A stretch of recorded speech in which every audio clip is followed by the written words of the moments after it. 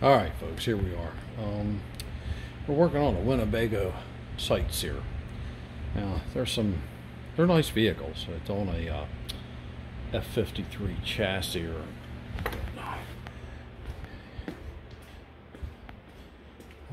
yes. I'll turn it around and show.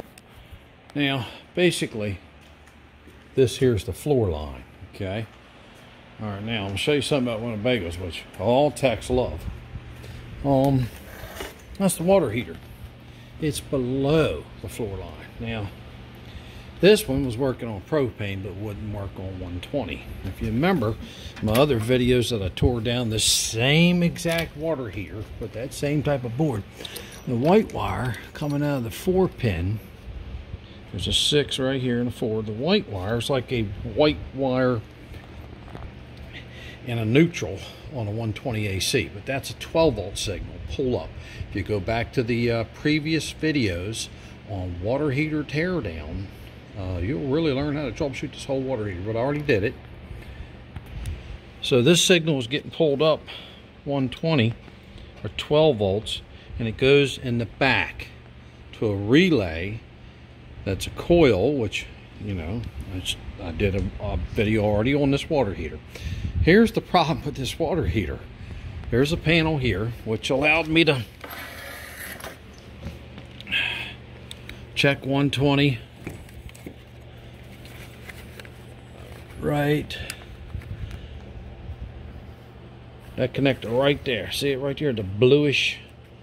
Let me try to put my finger on it for you. Good. Right there. Oh, okay. There, hold on. Right there. Come on now. Focus in. Focus in. There you are. Focus in. There you go. Right there. That guy. Right there. Alright, so my 120 was going in. Alright, so I'm going to put it on pause. I'm going to climb under it. Remember what I told you. This is basically the floor line. When you see this, it's roughly the floor line. Alright, so this is above and below. Guess where this water heater is? Below. And guess what? The 120 heating element. Dun, dun, dun. On this model, right, automatic storage water heater, which is an Atwood, right, and there's the model number, right. It's a 6CH 10 gallon, okay, 4E. That's the electronic board right there. And here we go. I'm gonna show you the problem with this is. Dun, dun, dun. It's gonna be a foaming. All right. Now, why do you think I keep saying above 4 and below 4? If the water heater is above floor, it's a dual purpose, like a 120 and a propane. You can get to the 120 element from the back inside, like through a door panel or something like that. Pull a drawer out. Already did some homework, so here's the bottom of it. All right, now, oh, hold on. Yeah, I keep my garage at about 45 degrees. All right, so took these panels off. All right, right there they are. There's 1, there's 2. And I was saying, all right, man, I can get to. No, you ain't getting to it. All right, so right there, you see that black box right there? Let me put that up in there. That black box right there, that takes the yellow, hold on, I'm trying to get it right there. See that little yellow wire? Alright, so that gets the 12-volt signal, which it was. I used my bed of nails. I'm sorry, it's yellow out there. Because this is yellow right here. This part right there. Alright, so I didn't hear the relay clicking there. Alright, so it's either a bad relay or that'll control board or 120, or probably some of it's melted back, or they're famous for it. But you see where it's at. You ain't getting that element out of there. Hate to tell you. It's 1.5 inches, I believe. Alright, so guess what I gotta do? I gotta disconnect the gas. Oh, let me show you. Yeah, I'm having fun here, guys. All right, so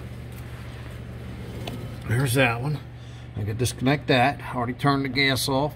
And what I do is I turn on the stove and I just let them burn till they die out. All right, so I can disconnect that. Here's my water lines going in, hot and cold, if you can see them up in there. Hold on.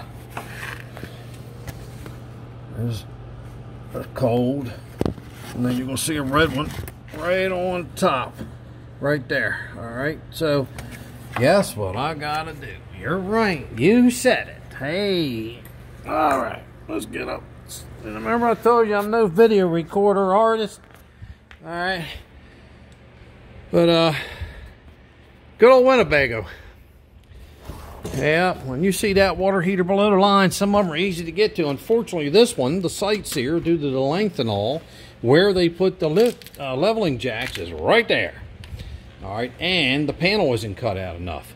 So I'm going to take all them screws out, disconnect the propane back there, disconnect that 120 right there, and I'm going to slide it out. That yellow wire right there is, I think it's pinched behind because I couldn't pull it loose. All right, but I did get voltage back there.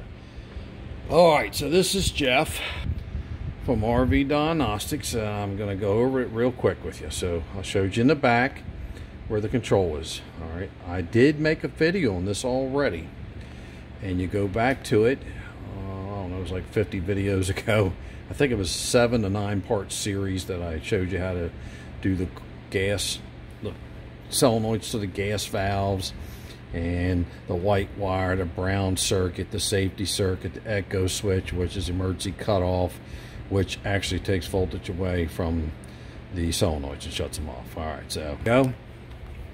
I'm gonna take every one of them screws off right there, disconnect everything in the back, and I'll be seeing you in a little while. I'll get it out, and then we'll do a little bench test. But I've already tested everything. My signals are coming out of the board, are going back there. I got voltage there. It pulled it up. Remember, you go back to that video on this, and I'll show you what I mean by pull up and pull down.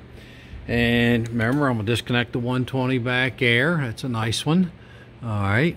And I'm going to have fun. All right. Unfortunately, this person's going to pay $300 or $400 for me to do this. That's the way it is. All right. I didn't build them. I just troubleshoot them and fix them.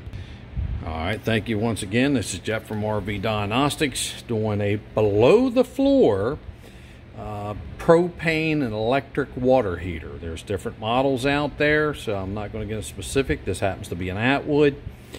Remember, there's 4 ways to get a hold of me. One's this YouTube channel, folks. Subscribe. Hit that subscribe button. Hit my like or dislike and tell me why. If you need help, put it on there. Now, the other one is, you can go to the Facebook page, RV Diagnostics and Troubleshooting, and you can get a hold of me there. You can message me on Messenger Facebook, or you can email me at Jeff at, what do you think, rvdiagnostics.com. Now, the other one is, you can get me at my website, which is one-on-one with you and I, troubleshooting, all right, like that video I just did on this water heater. So how do you get a hold of me there? Well, you sign up for it. It's like $90-some a year. It adds up to like $7.60 a month, folks. A month you get me.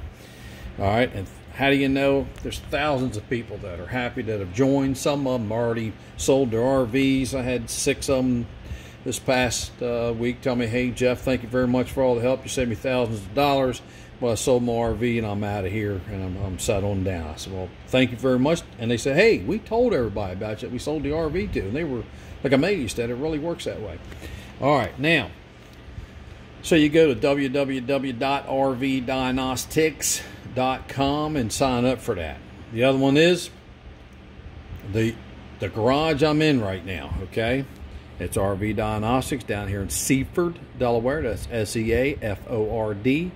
Delaware, the state of Delaware, the first state actually. Zip code 19973. How do you get a hold of me? Well, I think we'll get my telephone number out. If you join the website, you get my telephone number because that's how you text me and tell me what's going on. We schedule it and we troubleshoot it together. So you would email me, jeff@rvdiagnostics.com. Hey, Jeff, I'm going to stop by. Is it okay? Remember, I'm not only going to fix your RV for you, but while you're here, if you leave it with me and you can stay a little while, I am going to teach you how to troubleshoot it. There you go. That's a deal. 1, you're going to pay me to fix it. 2, you might help me fix it. 3, you're going to learn how to troubleshoot it. All right? All right, so 4 ways. Facebook page, RV Diagnostics, and troubleshoot. Second one is on the website, www.rvdiagnostics.com. Third one is the garage, Seaford, Delaware, 19973. And the fourth one is the YouTube channel, RV Diagnostics. Please subscribe, hit the like button. Thank you very much. This will have a continuation video. I'll pull this out and show you everything.